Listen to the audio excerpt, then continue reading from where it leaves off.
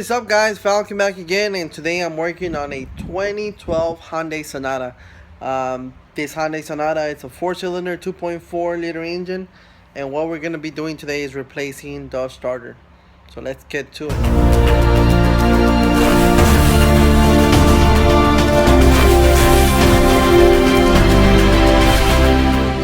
For starter, I got the covers over there, but I already removed the cover. The cover is up here. All you do is pop it out. And also I removed the little plastic piece that goes from here to the intake, because I wasn't originally planning to make a video, but I figured, hey, why not? So first thing we gotta do, we gotta remove this intake hose from the throttle body and from the airbox. What I'm gonna do here is undo this one and remove it all the way with the lid. Comes with a there's a connector right there, a vacuum line, and one vacuum line there, and I'm gonna move it all move it out of the way. The starter, it's right under this intake. So after I remove that, the first thing I'm gonna start doing is undoing all these connectors here. Try to remove this harness out of the way so I can get to the bolts on the intake and move it right out. So I'm gonna start off moving that, and I'm gonna start undoing all these harness, and I'll be right back. So here's where I'm at right now. I removed the airbox, like I said. Of course, I need my negative cable. I already took out the wiring harness from right here from the top. It has a couple more connectors over here on this side, all the way through the bottom. Has 3 connectors here.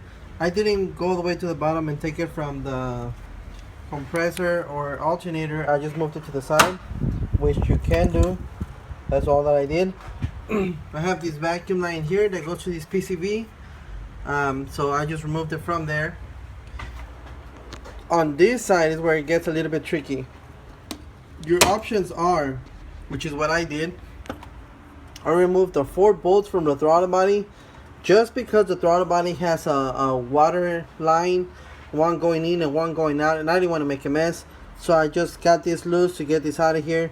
We have 2 more vacuum lines here, which I undid. One goes to this one right here, and the other one goes to this one right here. And we have a high pressure fuel line right there, because it's a high pressure fuel system. So once I did this, move this out of the way, and there's the line right there.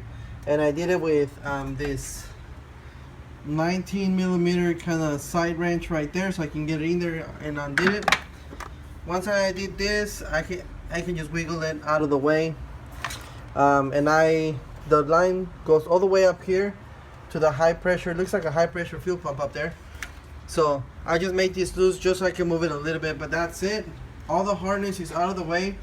So now all I have left to do is, I think is 2, 3, 4, 5, 6 bolts that are gonna hold the intake.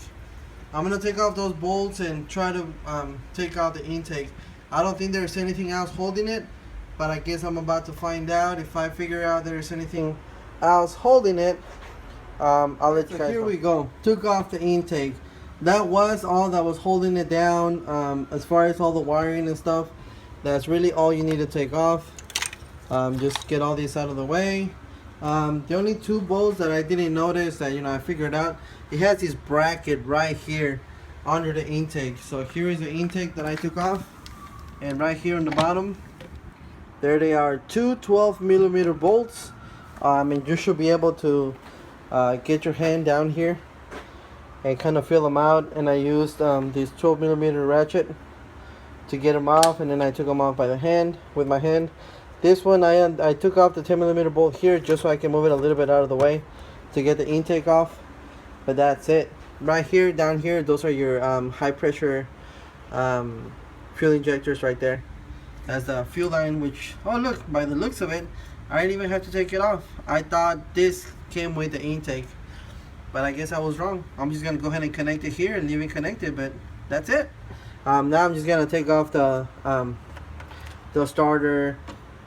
And the starter, all it's gonna be, has 2 bolts, one right there, this one, and this one down here. Undo this connector, undo this one. It should be like a 13mm bolt there.